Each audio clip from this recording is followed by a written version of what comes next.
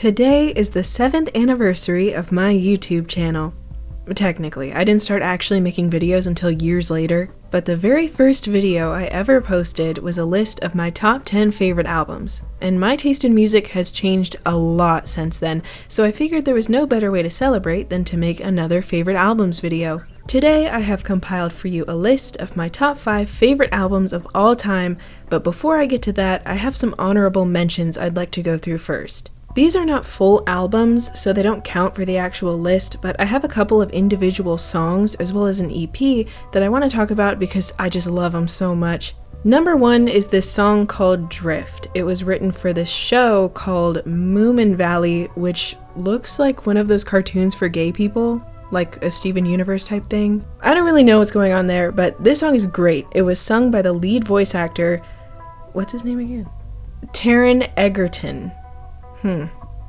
He's not much to look at, is he? I don't really like his singing voice, and honestly, I don't think he's that great of an actor either, but I really love this song, and this little white guy and his horse are so cute together.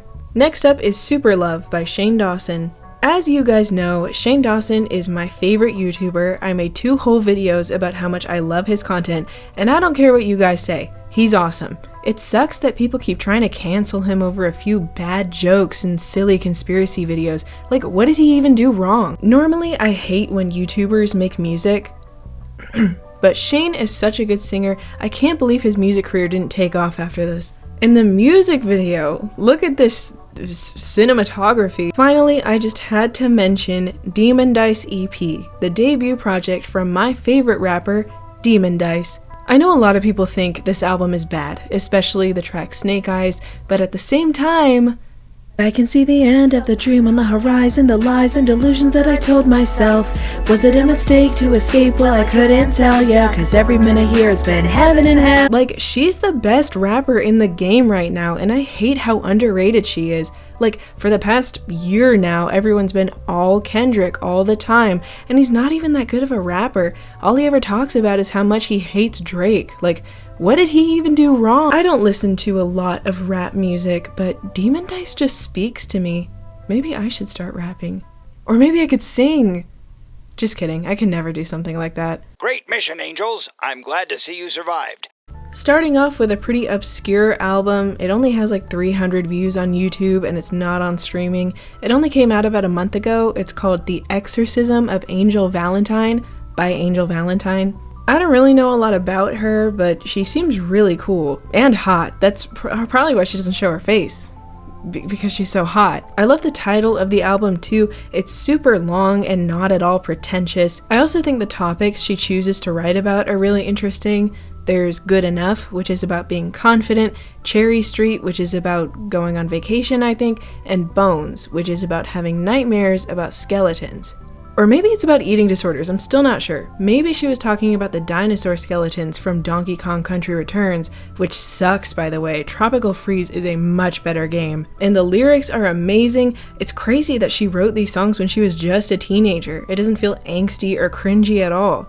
The vintage aesthetic of it is super cool. I like all the references to old horror movies like Eraserhead and Cannibal Holocaust. This album is so well mixed and produced. This is someone who really knows what she's doing. She uses all these effects on her voice and kind of buries the vocals lower in the mix. It's almost like she's not that confident in her vocal ability, or maybe she's not actually good at singing. But I'm sure that's not the case. In this list, I have 2 angelic-themed albums back to back. Told you I was a Drake fan.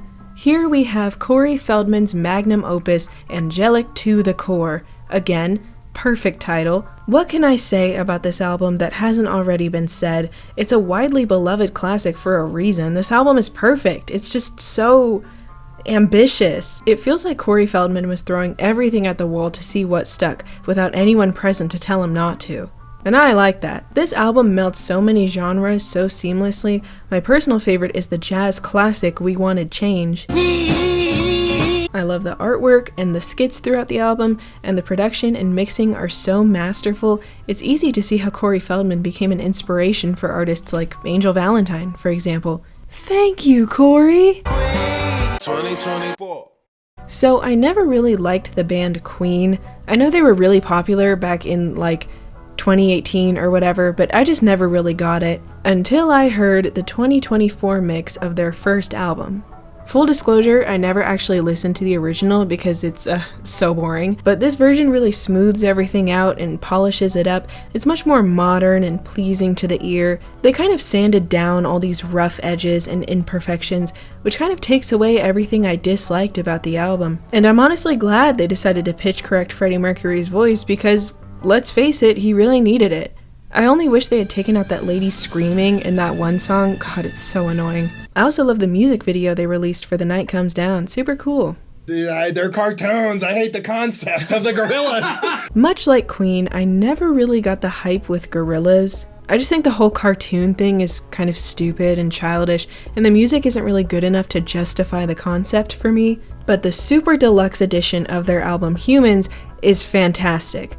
I could honestly take or leave the rest of the album, but the handful of super deluxe songs are fantastic. There are a couple of alternate versions of existing tracks, which are better than the originals in my opinion, and the bonus tracks, oh my god, like just listen to this.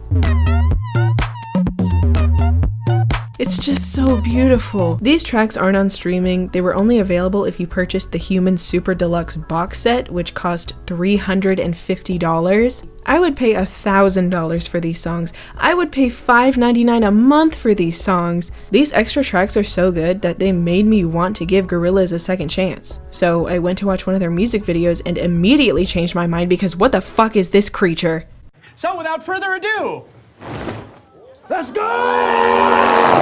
I may dislike Queen, but I love biopics. I've seen a lot of biopics in my day, and I've loved all of them. Except that one about Elton John, that was just awful.